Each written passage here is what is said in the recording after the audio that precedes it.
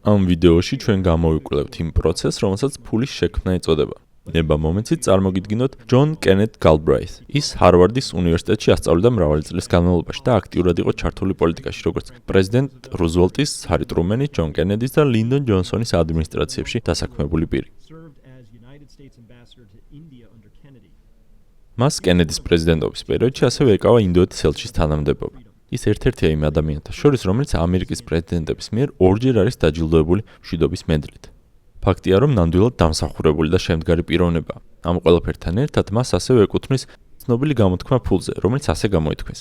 ფულის შექმნის პროცესი იმდენად მარტივია, რომ მისი გააზრება გონებისთვის დაუჯერებელიაო. ამ გამოთქმაში ის გულისხმობდა, რომ ადამიანები მიუხედავად იმისა, იციან თუ არა ამის შესახებ, უბრალოდ ვერ იჯერებენ, რომ ეს სიმართლეა. ასე რომ თუ ამ პროცესს ერთი ნახვით ვერ გაიაზრებთ, არ შეშინდე, რადგან ფულის შექმნის პროცესი მართლა ძალიან უცნაურია გასაცნობიერებლად. თუმცა იმიტომ არა, რომ ეს პროცესი რთულია. მისი გაგება ნებისმიერ 10 წლის ბავშვსაც შეუძლია. თავდაპირველად ნახოთ, როგორ იქმნება ფული ბანკების მიერ. წარმოიდგინე, რომ ადამიანი შემოდის ქალაქში $1000 ხელში. ამ ვიდეოში ყურადღება არ მივაქციოთ იმ ფაქტს, საიდან მოხდა ეს $1000 პირობითად თენგიზის ხელში. საბედნიეროდ ზუსტად ამ დროს ქალაქში ახალი ბანკი გაიხსნა და თენგიზმა მისი ფული სწორედ ამ ბანკის ანგარიშზე შეიტანა.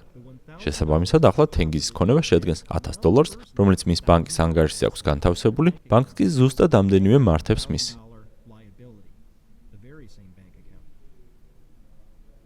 ამ ქალაქში არსებობს კანონი, რომელიც ბანკს აძლევს საშუალებას სხვა პირებზე გაასესხოს მის ანგარიშებზე არსებული თანხის გარკვეული ნაწილი, თქვათ 90%. თეორიულად ამ ბანკს შეუძლია გაასესხოს იმ თანხის 90%, რომელიც განთავსებულია მის ანგარიშებზე. თუმცა ვიდეოს ბოლოს ჩვენ ვნახავთ, რომ ეს პროპორცია გაცილებით უფრო ახლოსაა 100%-თან, ვიდრე 90-თან, თუმცა ჩვენ ამ მაგალითში 90% ავიღოთ. ბანკის ანგარიშებზე განთავსებული თანხის რაოდენობის მიუხედავად, იმის გამო, რომ ბანკები ამ ფულის მხოლოდ ნაწილს იტოვებენ, ამ პროცესს ნაწილობრივი დარეზერვება ეწოდება. ჩვენ მაგალითს რომ მიუბრუნდეთ, ჩვენ გვაქვს ბანკი, რომლის ანგარიშზეც $1000. ლოგიკურია, რომ ბანკი სარგებლობს ამ თანხის ანგარიშზე გაჩერებით ვერ ნახავს. ისინი მოგებას ფულის იაფად სესხებით და ძვირად გასესხებით ნახულობენ. რადგანაც ბანკებს მის ანგარიშზე არსებული თანხის 90%-მდე გასესხება შეუძლია, ჩვენმა ბანკმა მონახა ადამიანი, რომელსაც ბანკისგან $900 სესხება სურს. ბანკმაც, რა თქმა უნდა, მას ეს თანხა ასესხა. სესხებელმაც შემდეგ ეს $900 სადღაც დახარჯა, თქვათ მის ბუღალტერს ხელფასი გადაუხადა. ამ ბუღალტერმა კი ეს $900 ისევ ბანკის ანგარიშზე შეიტანა. მნიშვნელობა არ აქვს, ბუღალტერი ამას ისევ ჩვენ ბანკში შეიტანს თუ სხვა რომელიმეში, მაგრამ სიმარტივისთვის წარმოვიდგინოთ, რომ ბუღალტერმა ისევ ფული ჩვენ ბანკში შეიტანა. ბუღალტრის ახალი დეპოზიტით ჩვენ ბანკს ახლა დამატებით $900 აქვს და ის პოულობს ადამიანს, რომელსაც შეუძლია ამ ფულის 90%, ანუ $810 ისესხოს. შესაბამისად, ჩვენ გვაქვს ახალი $800-იანი სესხი, რომელიც ისევ იხარჯება და ამ ფულის მიმღები ბანკის ახალ დეპოზიტს ქმნის, რაც იმას ნიშნავს, რომ ბანკში ახლა სრულიად ახალი $800-იანი ანგარიში იხსნება და ეს ფულიც მზადაა გასასესხებლად. ახლა ბანკი ამ $800-ის 90%-ს ასესხებს, რაც $927-ია და ასე გრძელდება, სანამ არ აღმოვაჩენთ, რომ $1000-ის ნაცვლად ქალაქში ახლა $10,000-ია. რამდენად შეძელი გამოყოლოდი ამ ამბავს?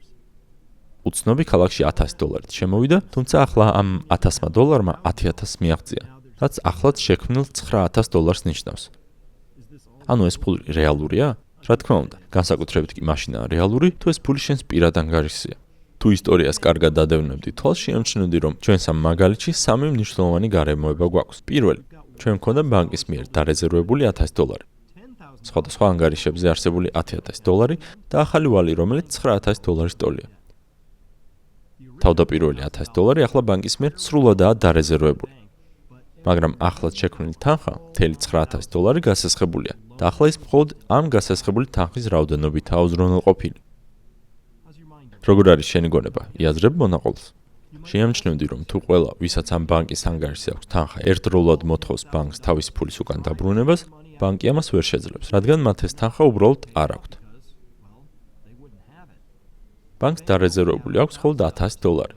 ისევე მარტივად მიხვდებით, რომ ფულის შექმნის ეს მექანიზმი იდეალურად მუშაობს მაშინ, სანამ ბანკისგან ფულის სესხებლები ვალს აბრუნებენ. თუ რომელიმე მათგანი ვალს ვერ დააბრუნებს, საქმე ცოტათი რთულდება, მაგრამ თუ დეფოლტების საერთო რაოდენობა წილობრივი დარეზერვებით ფულის გასესხების ტემპს აჭარბებს, საქმე უკვე ნამდვილ კატასტროფასთან გვაქვს. ამ დროისთვის აუცილებელია გაიგო, რომ ეს ფული მხოლოდ გასესხებულ მდგომარეობაში არსებობს. შესაბამისად, როდესაც ეს ვალი დაბრუნდება, ფული უკვალოდ გაქრება. ჩვენს მაგალითში, როდესაც პატარა ბედნიერ ქალაქში $10,000 მიმოქცევაში, ყველა მცესხებლის მიერ ვალის დაბრუნების შემთხვევაში არსებული თანხა საწყის $1,000 დაუბრუნდება. ეს არის ის მექანიზმი, რომლის მიხედვითაც ფული იქმნება და გეპატიჟებით თავად გააანალიზოთ ეს პროცესი. ამას თავად ეროვნული ბანკებიც არ უარყოფენ და ეს მაგალითიც, რომელიც ამ ვიდეოშია განხილული, სწორედ ამერიკის ეროვნული ბანკის ფედერალური რეზერვის მიერაა შექმნილი ბროშურის სახით. შეგიძლიათ ამაზე საკუთარი კვლევა ჩაატაროთ. ალბათ უკვე შეამჩნევდით, რომ ამ პროცესში ძალიან მნიშვნელოვანი პრობლემაა და ჩვენ მას არ შევხებივართ. ეს არის პროცენტი, სარგებელი. შესაძლოა შენ თავსაც კი ეკითხები, მოიცა ის ფული საიდან მოდის, რომლითაც გამსესხებელს პროცენტი უნდა დარჩეს. თუ სესხები პროცენტის გარეშე დაიფარება, ჩვენ შეგვიძლია მთელი ეს ტრანზაქციების პროცესი უკან წარმატებით დავაბრუნოთ, მაგრამ როდესაც საქმეში გამსესხებლის პროცენტი ერთვება, აშკარად ვეღარ იარსებებს საკმარისი თანხა იმისთვის, რომ ეს ვალები დაბრუნდეს. აშკარაა, რომ ეს ნამდვილად დიდი ხვრელია ჩვენს ისტორიაში და უნდა გავიგოთ, თუ საიდან მოდის ეს თანხა, რომლითაც პროცენტი იფარება. ამის გაკეთებისას კი ჩვენ იმ საიდუმლოსაც მოვუხეთ ნათელს, თუ საიდან მოვიდა ეს პირველადი $1,000. ახლა შევაჯამოთ, რა იყო ამ რამდენიმე წუთის მიზანი. როდესაც ჩვენ ფულის შექმნის მექანიზმს სწავლობდით. იმის გასააზრებლად, თუ რამხელა მნიშვნელობა აქვს ამ უზარმაზარი რაოდენობის ვალს ჩვენ ცხოვრებაში, აუცილებლად უნდა გავიგოთ, თუ როგორ შეიქმნა ეს ვალი. შემდეგ ვიდეოში ჩვენ ყველაფრის დასაწყის დაუბრუნდებით და დღეს არსებული ყველა კუპიურის შემქმნელების საქმიანობას გავეცნობით. საიდან გაჩნდა საწყისი $1,000 ჩვენს მაგალითში. ამის გასაგებად ჩვენ ფედერალურ რეზერვს უნდა ვეწვიოთ, ადგილს, სადაც ფული მიმოქცევაში ერთვება.